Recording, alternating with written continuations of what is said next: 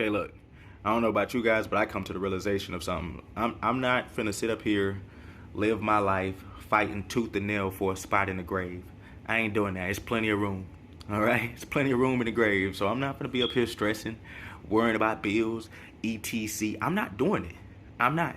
So I'm gonna give you, for those of you that need it, I'm gonna give you some knowledge. All right, collateral. Something pledged as security for repayment of a loan to be forfeited in the event of default. Your house, your car, you pledged as collateral for a loan. The question, who got the loan? Think about it. Uniform Commercial Code 3419 is how I say it, but it's 3-419. Instrument signed for accommodation. I simplified it for you. You signed the contract to incur, meaning to become liable for a loan that was given to someone else. Go study that part. Define the words in that section, reread the section 4 to 5 times until you come to the clear understanding of what I just simplified for you. And I wrote down here, under the color of law. All this is done under the color of law. What is the color of law? It appears to be legal, but it's not legal. So it appears that they were legally allowed to use the language that you received a loan upon which you pledged the car and the house as collateral for the loan that you allegedly received, and the deal is legit.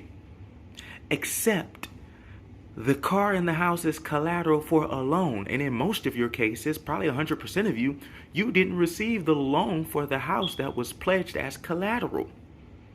So if it was a $500,000 house of which you pledged as collateral, you didn't get a $500,000 check for that house. Now, did you? Absolutely not. You didn't. So the problem is they're using the language in these mortgage contracts that you received $500,000, but you didn't.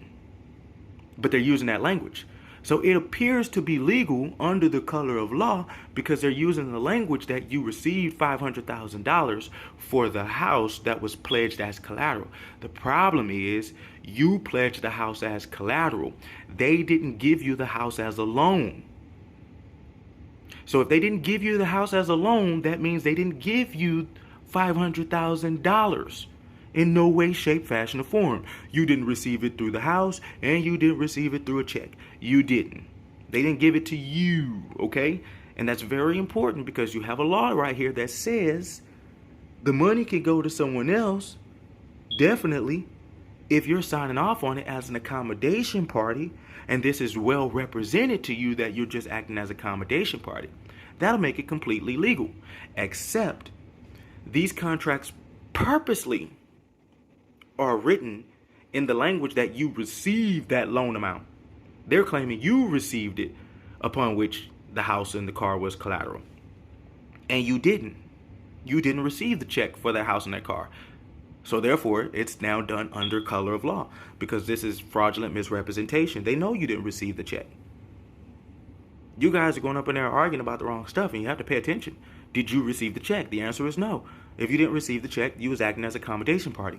Was that represented to you? The answer is no. You was fraudulently induced into the contract to believe that you was signing the contract to get a loan, but in actuality, you were signing these contracts as a surety. That's what you was doing. So it was just fraudulent inducement in the beginning of the contract, and you can't do that. Second off, they have laws in the United States that says you cannot create a fraudulent debt in someone else's name. That's called identity theft.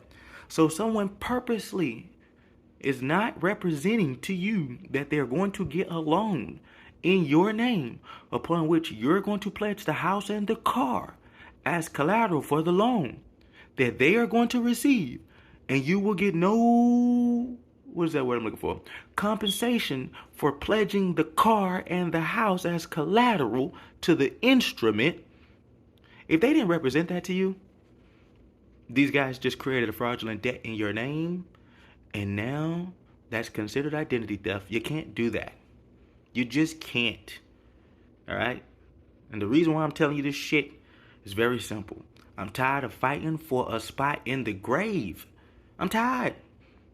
We doing all this stuff, stressing out about bills, this, that, and the third. Just to, at the end of the day, you got to pick a tombstone. I don't got time to be doing that shit. These people are lying.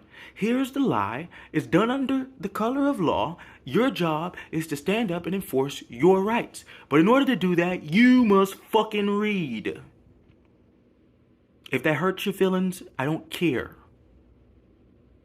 The only thing that matters is move, go read, go study, and then do something for yourself to better yourself. That's what matters to me. I don't care about your feelings. Count me out, okay? If y'all want to fight for a spot in the grave, continue living your life with all these lies, stressing about bills, stressing about a car note, stressing about a house note. Continue living your life that way with all them lies. Continue. Your body gonna go to the grave a lot quicker. Do what you gotta do. Me, I'm tired of all that shit. That's just me. I'm not finna fight for no spot in the grave, because last time I checked, there's plenty of room. Plenty. I'm trying to live my life. I'm trying to learn how to live. I ain't trying to do all this. I'm finna work and stress out.